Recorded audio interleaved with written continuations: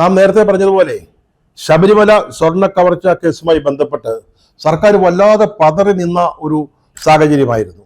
പതറി എന്ന് പറയുമ്പോൾ സമാനതകളില്ലാത്ത പ്രതിസന്ധിയാണ് അന്ന് പാർട്ടി നേരിട്ടുകൊണ്ടിരുന്നത്.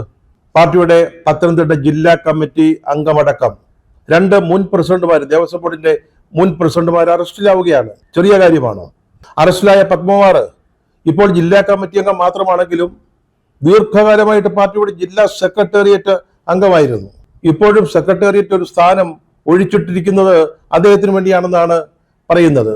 വാസു അതുപോലെ തന്നെ CPM നേതൃത്വത്തിന് ഏറ്റവും പ്രിയപ്പെട്ടവനായിരുന്നു.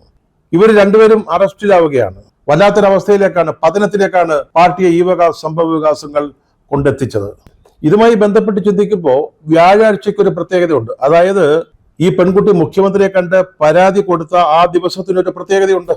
അന്ന് പത്മകുമാറിനെ പ്രത്യേക അന്വേഷണ സംഘം വീണ്ടും ചോദ്യം ചെയ്ത ദിവസമായിരുന്നു. ഇന്നലത്തെ മൊഴിയെടുപ്പിൽ അദ്ദേഹം പറഞ്ഞത് തന്ത്രിക്കും പോറ്റിക്കും തമ്മിൽ, അതിന് മുൻ മന്ത്രി കടകംപള്ളി സുരേന്ദ്രനും പോറ്റിക്കും തമ്മിൽ വലിയ ബന്ധം, അടുപ്പം, സൗഹൃദം ഉണ്ടെന്നാണ്. പോറ്റിക്ക് ഇവരുടെ മേൽ വലിയ സ്വാധീനം ഉണ്ടെന്നാണ്.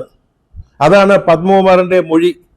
ഈ ഉണ്ണികൃഷ്ണൻ പോറ്റി നേരത്തെ ബാംഗ്ലൂരിലെ അയ്യപ്പ ക്ഷേത്രത്തിൽ പൂജാരിയായിരുന്നു.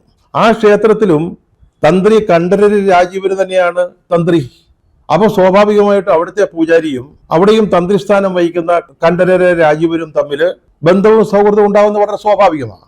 അതിനെ നമുക്ക് അത്ര സംശയത്തോടെ വീക്ഷിക്കാൻ പറ്റത്തില്ല. ശബരിമലയിൽ നടന്ന സംഭവവികാസങ്ങളിൽ തന്ത്രിക്ക് പങ്കുണ്ടോ എന്നുള്ളത് നമുക്ക് അറിഞ്ഞുകൂടാ. പക്ഷെ ഇവർ തമ്മിലൊരു സൗഹൃദവും ബന്ധവും ഉണ്ടാകുന്നതിൽ അത്ഭുതപ്പെടാനില്ല.